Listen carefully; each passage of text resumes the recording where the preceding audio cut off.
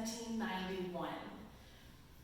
The cabin is still dark when I wake up, and I can hear Papa snoring loudly across the room. I try not to laugh at the funny sound he makes because I don't want to wake my brother or my mama. Our little cabin has 2 rooms, one downstairs where we do our chores and cook our food, and one upstairs where we all sleep. My name is Ruth, and I am 7 years old. My brother Peter is 9, and we live in Bethabara, a community built by the Moravians. My family is Moravian too. I hear the soft padding of Mama's feet as she goes downstairs to make breakfast. She stirs the ashes and coals from the night's fire with the poker and blows on them with the bellows to make them burn red again and spark flames, so that she can cook. Mama always makes mush for breakfast. She pours cornmeal, milk, and molasses into a bowl while the fire heats up. I hear the hiss sound as she pours the mush into the hot pan and sits it over the flames. The sweet smell of molasses travels up the stairs with Mama's voice. Guten Morgen! This means good morning in German, the language that we all speak here in Bethabara. Come downstairs and eat your breakfast. Papa, Peter, and I dress quickly. It's not too hard because we sleep in some of our clothes.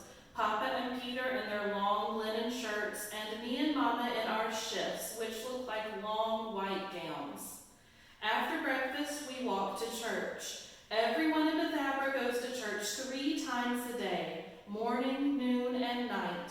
We join other families as we make our way to the Gemeinde house.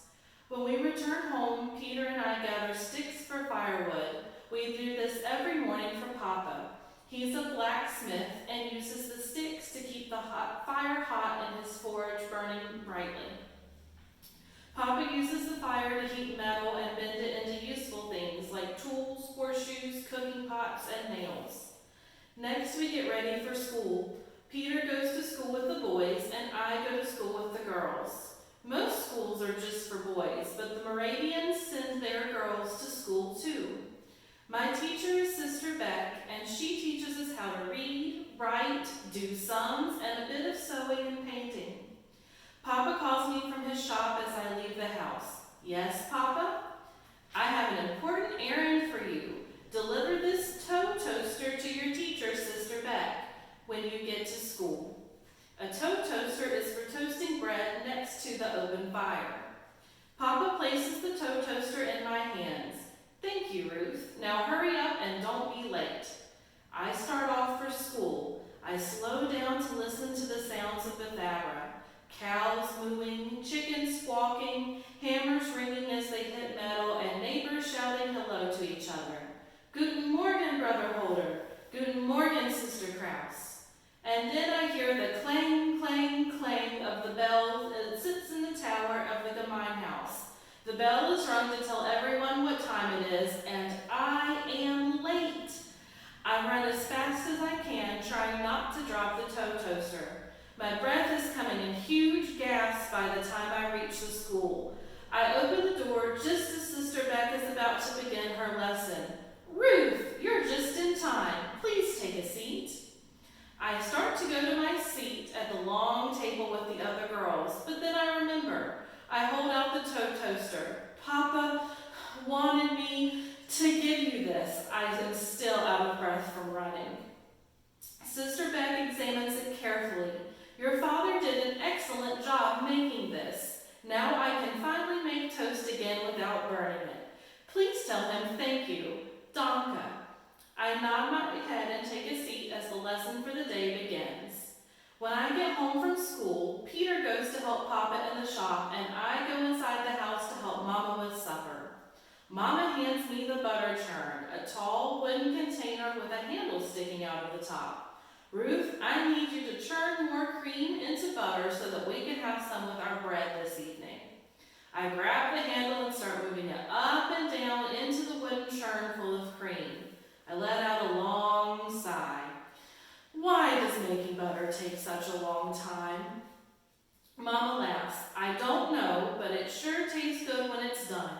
Makes all that hard work worth it, don't you think? Papa and Peter come in from the shop and wash up. Did you deliver the toe toaster to Sister Beck? Papa asks as he sits down at the table. Yes, she said DACA. Papa raises a bushy eyebrow. You weren't late, were you? I shake my head quickly. No, Papa, I was right on time. Good, Papa smiles as he puts freshly made butter on his bread. Bread is always better with butter on it. Thank you for making it, Ruth. After supper, we go to the Gemeinde house for the last service of the day. By the time we leave for home, it's almost dark. The village has grown quiet with the cows and chickens already asleep for the night. As I climb into bed, I think about how much I like living in Bethabara. My days are busy with church, school, helping Mama and Papa, gardening, cooking, and sewing. We all work very hard, but we are happy here. And that's the end. Now I've got a few questions for you. I'll read them and then I'll give you a chance to pause and talk about them if you'd like. So our first question, how is your day different from Ruth's? You can pause the video and talk about it. Our next question, what chores do you have to do around your house? Go ahead and pause. What language was spoken here in Bethabara? You can take a minute to talk about it. Did boys and girls go to school together? Pause the video and see what you think. Last question. How many times did Ruth and her family attend church every day?